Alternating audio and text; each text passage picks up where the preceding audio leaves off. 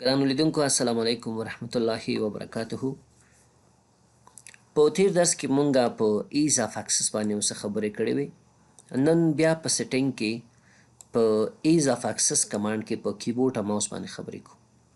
راځم سٹارټ ته سیټینګ باندې کلیک کوم. دلته بیا راځم ایز اف اکسس باندې کلیک کوم. تقریبا تر دې پورې مونږ درس لوستی و، تر های کنټراسټ پورې درس مونږ لوستی و. دلته موږ سره لاندې نور مختلف کمانډونه دي، خو د دې ټولو نه مخکې زه راځم دې نه مخکې چې نریټر باندې کار وکړم، آډیو کلوز کیپشن سپیچ باندې کار وکړم، کیبورډ او ماوس باندې نور خبرې کوم تاسو سره. نو راځم کیبورډ ته. کیبورډ کې اولین کمانډ چې موږ سره دی لیکلی دی use your device without a physical keyboard. ګورئ زمونږ خپله کمپیوټر یو کیبورډ لري، که هغه لیپټاپ وي که ډیسکټاپ وي. هغه کیبورډ موږ د لیکلو دپاره استعمالوو. نو که چیرې ستاسو کیبورډ خراب شي، کار نه کوي، نو دا په دې معنی چې تاسو د خپل په کمپیوټر کې لیکل نشئ کولی یا بعضې کمانډونه نشئ استعمالولی ځکه کیبورډ یې نشته دی. خو که چیرې غواړئ تاسو د خپل فزیکلي کیبورډ یا فزیکل کیبورډ نه بغیر علاوه یو بل کیبورډ په شکل د سافټویر استعمال کوئ، نو دا بټن به تاسو کلیک کوئ، دا به آن کوئ، یوز آن سکرین کیبورډ. یو خو زمونږ کیبورډ دی، یو هغه سافټویر بیس کیبورډ دی چې هغه ته آن سکرین کیبورډ وایي. نو که چیرې تاسو غواړئ چې هغه آن کړئ، په دې کلیک وکئ، هغه کیبورډ ګورئ موږ ته آن شو. لکه ستاسو د کمپیوټر کیبورډ غوندې بل کیبورډ آن شو. د دې څخه موږ لکه د خپل کمپیوټر کیبورډ په شکل استفاده ترې کولی شو. د مثال په طور زه لاړم، رن مې خلاص کړ، رن کې دلته یو پروګرام نوټ پډ خلاصوم، اوکې مې کلیک وکړ. دې پروګرام کې زه غواړم لیکل وکړم، صحیح ده. دلته راغلم مثلا اسد لیکم، فاصله مې ورکړه، نمبر استعمالوم، صحیح ده. سمبولونه استعمالوم، شفت مې ونیو، اټ سمبول، هاش سمبول، همداسې د نور سمبولونه استعمالوم. ګورئ تاسو لکه د خپل فزیکل کیبورډ غوندې موږ کولی شو د دې کیبورډ څخه استفاده وکړو. نو دغه کیبورډ ته ویل کیږي آن سکرین کیبورډ. نو که چیرې تاسو غواړئ چې ستاسو کمپیوټر یا د کیبورډ خراب دی یا د کیبورډ بعضې بټنې خرابې دي او تاسو غواړئ آن سکرین کیبورډ استعمال کړئ، په دې کمانډ باندې کلیک آن سکرین کیبورډ موږ ته خلاصیږي. دا موږ په شارټکټ کې هم خلاصولی شو. دلته ګوره شارټکټ کې د دې کیبورډ لپاره که چیرې غواړئ تاسو آن سکرین کیبورډ خپل کمپیوټر کې خلاص کړئ، شارټکټ کې چې ده وینډو بټن ده، چې دغه بټن نه ده، وینډو لوګو چې ده، وینډو لوګو کی یا بټن پلس کنټرول پلس او. زه لاړم خپل کیبورډ نه مې وینډو لوګو کی باندې مې کلیک وکړو، کنټرول مې ونیو او او باندې مې کلیک وکړو. ګورئ تاسو آن سکرین کیبورډ ماته خلاص کړئ، یعنې دا دې ځای نه آن شو خپله په شارټکټ کې باندې. دې ځای نه موږ دا خلاصولی شو. او داسې هم کولی شو چې راسو چېرته سټارټ ته راشو، سټارټ کې دا سټارټ مینو پروګرامونو ته لاړ شو، لاندې دلته وګورئ تاسو موږ سره یو کمانډ دی، یو فولډر دی بل په نوم د ایز اف وینډو ایز اف اکسس. په دې چې موږ کله کلیک وکړو دلته موږ سره ګورئ آن سکرین کیبورډ دی، په دې چې کلیک کړئ هماغه کیبورډ موږ ته خلاصوي. او بله شارټکټ کې د ده چې ده رن هم کولی شي، تاسو رن ته لاړ شئ، وینډو بټن آر ونیسئ، کیبورډ نه رن خلاصېږي. دلته ولیکي او اس کا، یعنی آن سکرین کیبورډ. چې کله اوکې تاسو کلیک کړئ تاسو سره به آن سکرین کیبورډ څه شي، خلاص شي. نو دا یې بله طریقه وه د خلاصولو. نو که چیرې تاسو ته آن سکرین کیبورډ پکار وي، دې بټن باندې به کلیک کړئ، هغه به خلاص شي.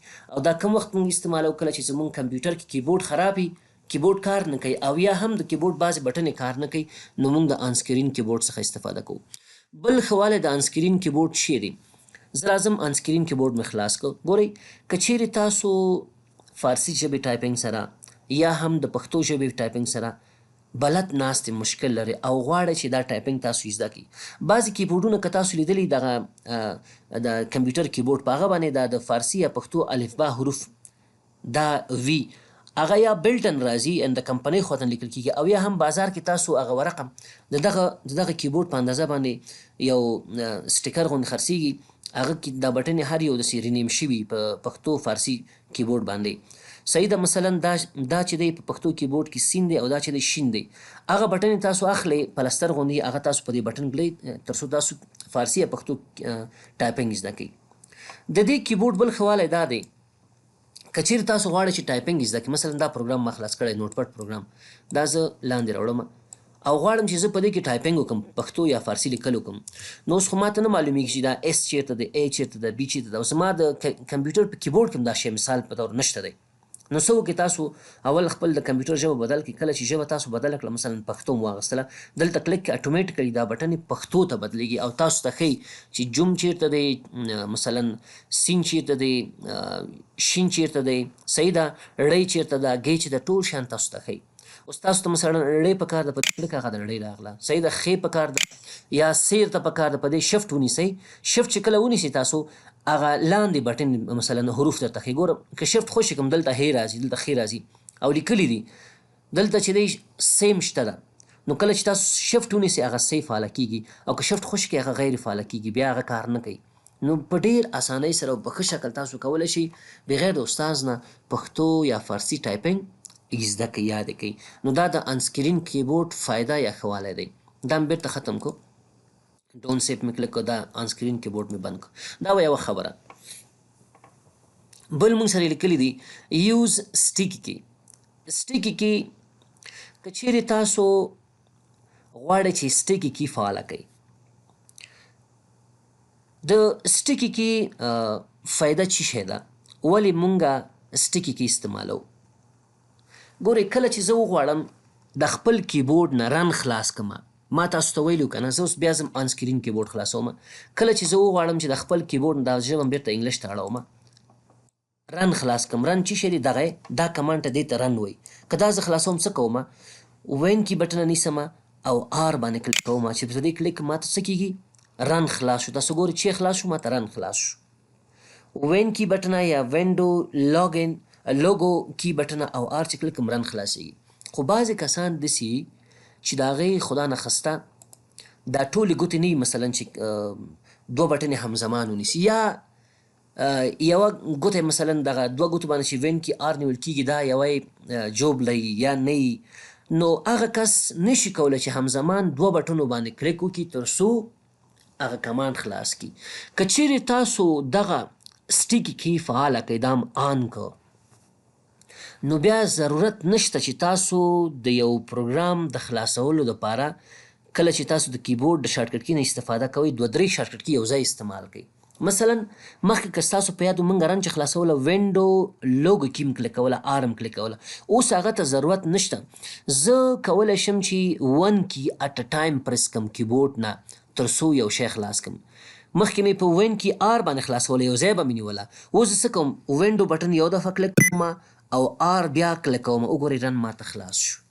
یعنې یو ځای مې کلیک نه دی کړی، وینډو بټن آر مې یو ځای نه دی نیولی، یو پیر مې وینډو بټن کلیک کړه وینډو لوګو کی او بیا مې آر کلیک کړ. او که چیرې زه دا لرې کړم غیر فعال کړم چې زه وینډو بټن باندې کلیک کړم ماته سټارټ مینو خلاصېږي. دا اوس وګورئ تاسو.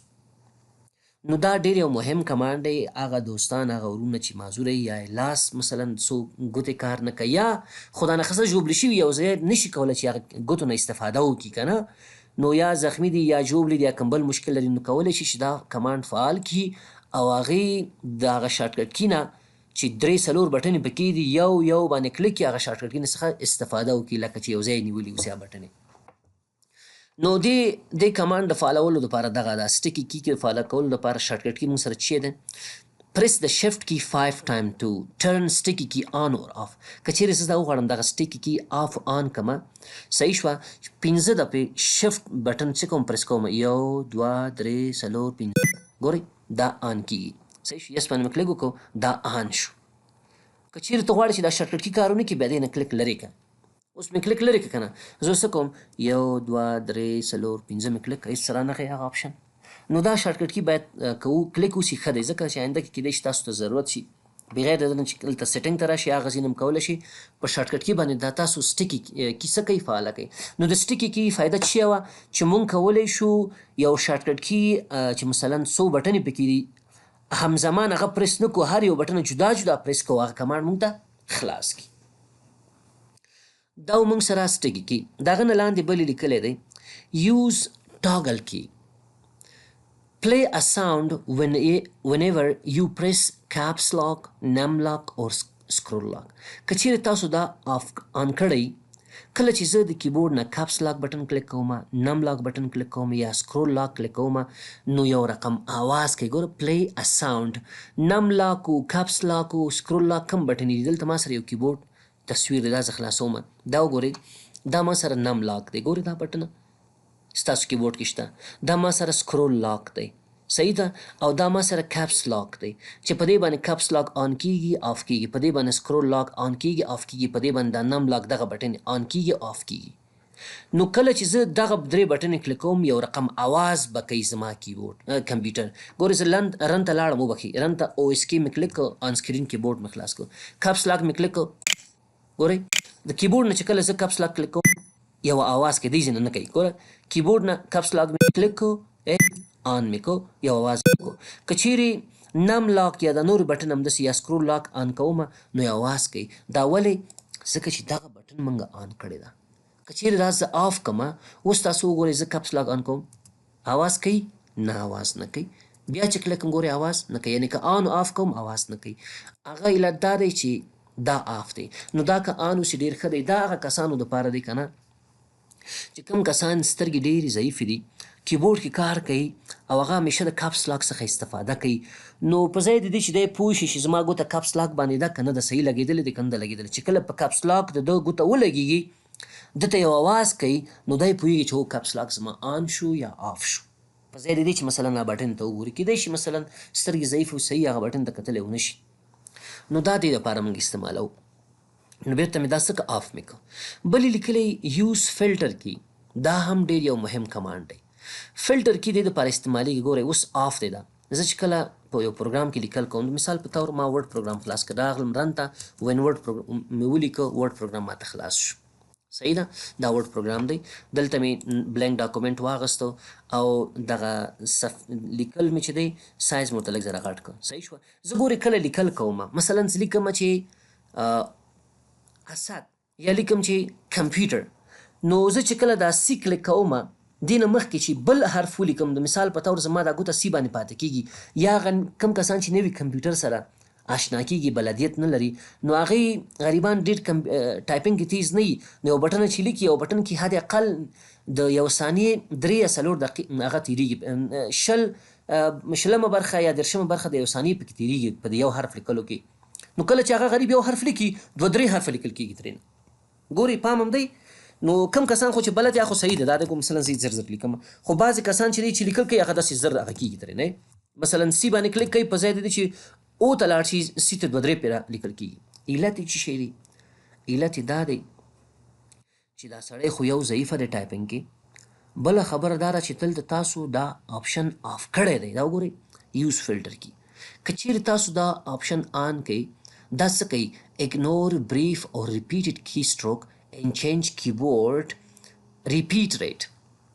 نو دا څه کوي؟ اګنور کوي. که چیرې تاسو نه یو لغت ریپیټ لیکل کېږي هغه اګنور کوي تاسو ته. نو زه څه کوم؟ دا آن کوم. دا مې چې آن که، اوس تاسو وګورئ زه راځم ورډ پروګرام ته، دا مې پاک، زه مثلا نوی یم، کله چې زه سی لیکم، ګوره سی مې ولیکه خو ګوته مې اوس هم په سی بټن باندې ایښې ده، نور نه لیکل کېږي. تر څو چې زه خپله ګوته جګه نه کړم، په بل بټن باندې کلیک ونه کړم، تر هغه پورې هغه بل هغه حرف یا هغه لیټر نه لیکل کېږي. ګورئ اوس مې سی نه لاس لرې کړ، اوس مې ام او مې ولیکه، ام مې ولیکه، پی مې ولیکه، یو ټي ای آر. یعنې تاسو څومره لیکل کوئ تیز تیز فرق نه کوي. خو که چیرې تاسو نه یو بټنه باندې لاس ریپیټډ کلیک کېږي، یعنې کلیک پاتې کېږي، هغه به دوباره نه لیکل کېږي. مثلا ډبلیو مې ولیکه، ګوره اول حرف لیکل کېږي خو هماسې درېږي تر څو چې ما خپله ګوته نه جګه کړي. بیا چې کله زه ګوته ږدم، په دې معنی کمپیوټر پوهېږي چې دا سړی دویم ځل غواړي خپله ډبلیو حرف ولیکي. صحیح ده. نو دا د دې کمانډ فایده ده، او دا هغه کسان استعمالوي کم کسان چې نوي کمپیوټر سره غواړي ځان آشنا کړي، یعنې مخکې نه بلد نه وي، ټایپنګ یې ضعیف وي، نو دا دې آن کړي. او که چیرې ټایپنګ یې ښه، بیا ضرورت نشته چې دا تاسو آن کوئ. بل لاندې لیکلی دی چې الاو د شارټ کټ کی ټو سټارټ فلټر کی. که غواړئ چې دغه فلټر کی په شارټ کټ کی باندې تاسو آن او آف کوئ، نو دې باندې کلیک وکړئ. شارټ کټ کی چې دا پریس ان هولډ د رایټ شفټ کی فور 8 سیکنډ. ګورئ موږ سره دلته کیبورډ کې یو لیفټ شفت دی، یو رایټ شفت دی. نو که چیرې تاسو لیفټ وبخښئ، دا کوم یو لیکلی دی؟ رایټ دی. رایټ شفت چې دی تاسو د 8 ثانیو دپاره ونیسئ، دغه کمانډ به خپله آن کېږي. ګوره زه دا نیسم، دا رایټ شفت باندې مې کلیک وکړو، 1 2 3 4 5 شپږ اوه اته. دا اوس ګورئ آن شو. زه چې کله دلته اوس راشم دا یس انتخاب کړم ما ته وایي ګوره do you want to turn filter key do you want to turn on filter key آیا تاسو غواړئ چې فلټر کې آن کړئ یس مې انتخاب کړو یس مې انتخاب ګوره فلټر کې آن شو او که غواړئ چې شارټکټ کې کار ونه کړي دې نه کلیک لرې کړئ. اوس ګورئ کلیک مې لرې کړی زه بیا په رایټ شفټ باندې 8 ثانیو دپاره کلیک کوم پرس دا پرس نیسمه 1 2 3 4 5 6 اوه اته 9 10 11 12 کار یې ونه کړو. نو که چیرې دا شارټکټ کي تاسو غواړئ چې فعاله شي بیا په دې باندې کلیک وکړئ. بل کمانډ یې موږ سره لیکلي change how keyboard shortcuts work. ګورئ زه که تاسو یو پروګرام خلاص کړئ مثلا ورډ پروګرام ته لاړ شئ فایل ته لاړ شئ دې ځای کې زیاتره کمانډونه چې ګورئ شارټکټ کي نشته ده یا دا زه بندومه یو بل پروګرام چې ورډ پټ پروګرام دی هغه خلاصوم ورډ پټ ته ځمه رن کې مې ورډ پټ ولیکې دا مې خلاص کړ وبخښئ ورډ پټ هم نه خلاصوم نوټ پټ خلاصومه نوټ پټ مې خلاص کړ. دلته که چیرې تاسو راشئ وګورئ فایل کې بعضې کمانډونه شته شارټکټ کي لري خو بعضې کمانډونه شارټکټ کي نه لري لري دلته نه لري. اوس که چیرې زه وغواړم چې فایل کې پیسي ټپ خلاص کړم دا به زه څنګه خلاصوم د ده طریقه دا ده چې کله زه کیبورډ نه آلټ کلیک کړم آلټ کلیک کړم ګوره د هر یو مینو یو حرف لاندې چې دی یو لاین راغلی دی دا په دې معنی که چیرې ته غواړې هغه مینو خلاصه کړې هغه مینو کې کوم حرف لاندې چې لاین دی هغه حرف باندې به کلیک وکړې مثلا زه فایل مینو غواړم فایل مینو کې اف لاندې لاین دی اف کلیک کوم چې اف مې کلیک کوم اوس مینو خلاصه شوه. اوس دې مینو کې چې هر یو کمانډ تاسو ګورئ هغې کې چې دی یو حرف شته چې دغه لاندې لاین دی مثلا پیسي ټپ چې زه خلاصوم تاسو وګورئ پیسي ټپ کې د یو لاندې لاین دی نو زه چې کله یو باندې کلیک وکړم پیسي ټپ خلاصیږي. په همدې شکل ګوره که چیرې زه ډیسکټاپ باندې رایټ کلیک وکړم دلته دا یو کمانډ هم شارټکټ کي نه لري نو ماته نه معلومیږي چې که چیرې زه رایټ کلیک وکړم که وغواړم چې ریفرش وکړم یا پرسنلایز ته راشم کم بټن باید کلیک کړم کم حرف باید کلیک کړم تر څو پرسنلایز ماته خلاص شي. نو که چیرې تاسو غواړئ چې د هر یو کمانډ لاندې هغه کم حرف چې د شارټکټ کي دپاره استعمالیږي هغه لاندې لاین راشي نو تاسو به راشئ سیټنګ ته سیټنګ کې دغه کمانډ به څه وکئ کلیک آن کئ underline access key when available.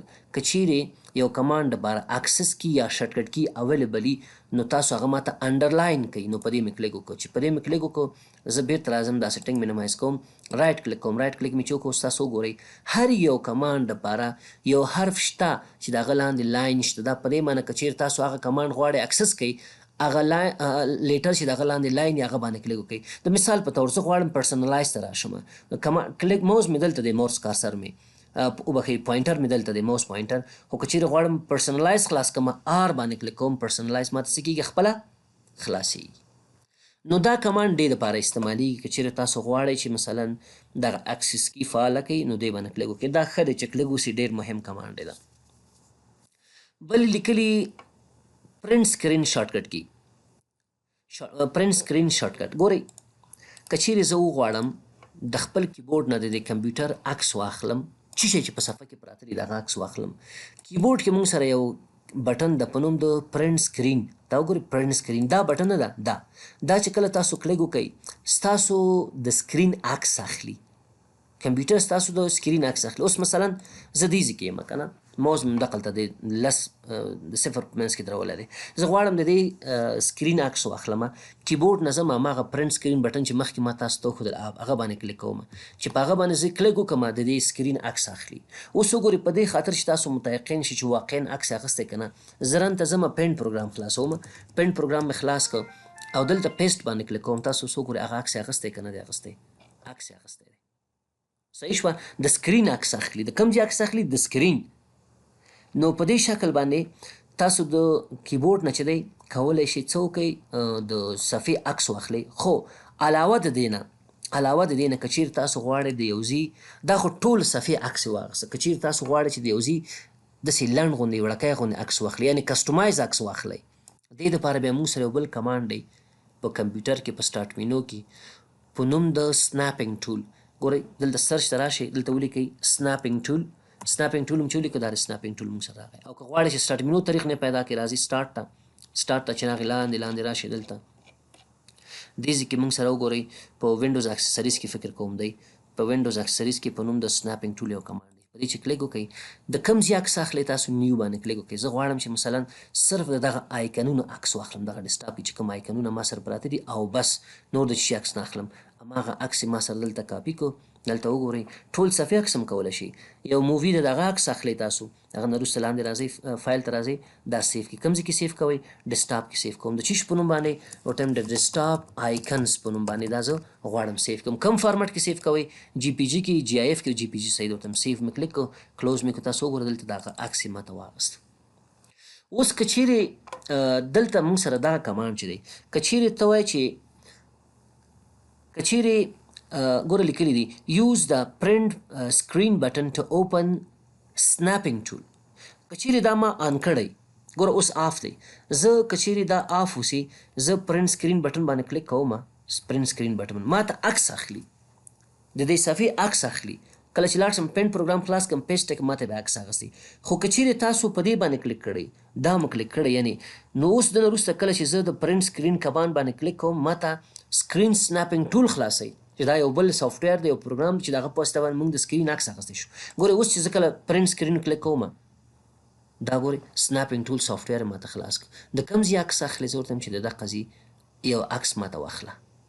صحیح نو دا اوس ګوره عکس یې ماته واغسته دا کولی شم چې دا عکس زه څه کړمه سیو یې کړمه سناپینګ ټول دا دې راغی هماغه عکس پکې راغلی دی کولی شم دا عکس زه سیو کړم نیو بل عکس واخلم دې کې لیکلو کړم ډیلیټ کړم ګورئ مختلف کمانډونه ما سره شته دي نو هدف دا دی که چیرې تاسو دا کمانډ فعال کړئ د عکس اخیستلو په ځای باندې پرنټ هغه سکرین سناپینګ ټول موږ ته خلاصوي بیا ګوره پرنټ سکرین بټن څه کوي د سکرین عکس اخلي موږ ته خو که چیرې تاسو دا کمانډ آن کړئ بیا موږ ته سکرین سناپینګ ټول سافټویر خلاصوي پرنټ سکرین بټن دا دی په دې دغه نه لاندې ګوره موږ سره میسج دی کمانډونه دي میک اټ ایزیر ټو ټایپ لیکلی شو ا وارننګ میسج وین ټرننګ آن سټیکی ټاگل کی اور فلټر کی فرام د کیبورډ دلته ګوره مونږ دا ټاگل کی فلټر کی سټیکی کی دا دي که نه نو کله چې زه د کیبورډ په واسطه باندې دا خلاصوم که ستاسو پام یو ټک غوندې اواز یې کوله صحیح ده اواز یې کوله که غواړئ چې هغه اواز ونه کړي دې نه کلک لرې کوئ وبخښئ میسج درته درکړي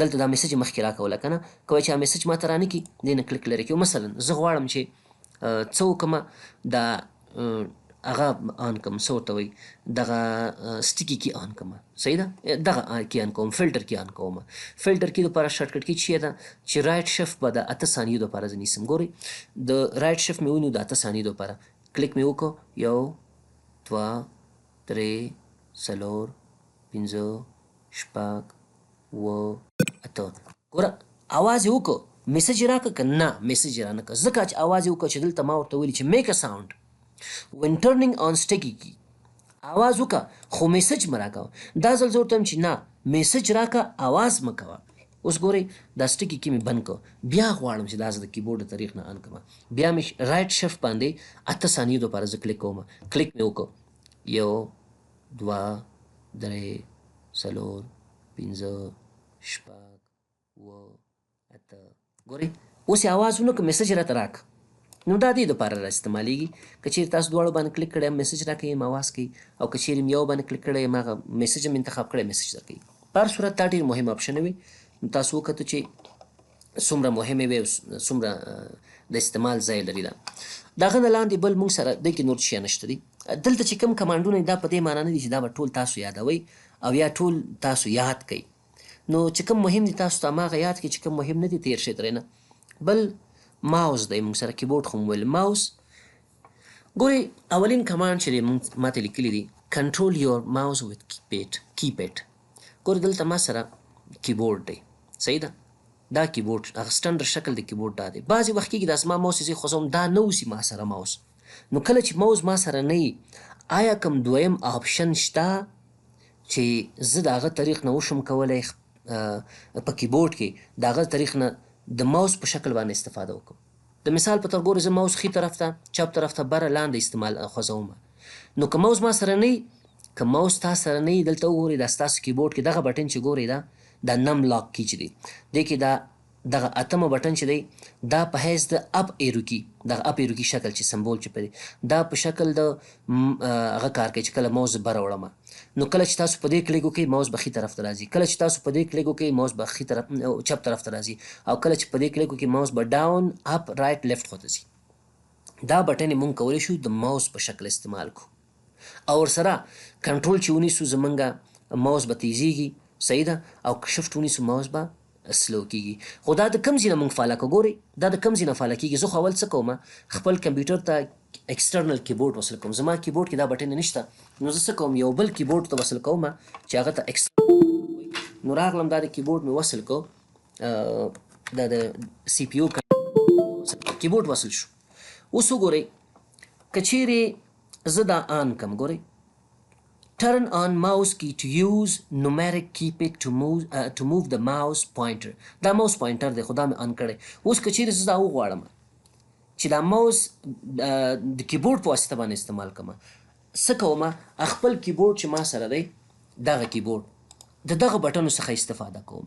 خو شرط دا دی چې تاسو ګوره تاسو څه کړئ دا که چیرې دا آپشن باندې بیا هم کلیک کړئ نو که چیرې دا تاسو غواړئ دې بټنو نه استفاده وکړئ نم لاک کی به آن کوئ دې باندې به کلیک کوئ. اوس ګورئ زه راغلم نم لاک کی باندې مې کلیک کړ نم لاک مې آن کړ یو اواز یې وکړ. اوس که غواړم چې بره لاړ شم د کیبورډ نه دغه بټن باندې کلیک کوم خپل کیبورډ نه ګوره په همدې بټن مې کلیک وکړ ماوس مې څه کوي ماوس زما چېرته دی ماوس دلته دی ګورئ دا به حرکت کوي ګورئ حرکت کوي که نه خو که چیرې کنټرول سره ونیسم حرکت تیز تیز کوي.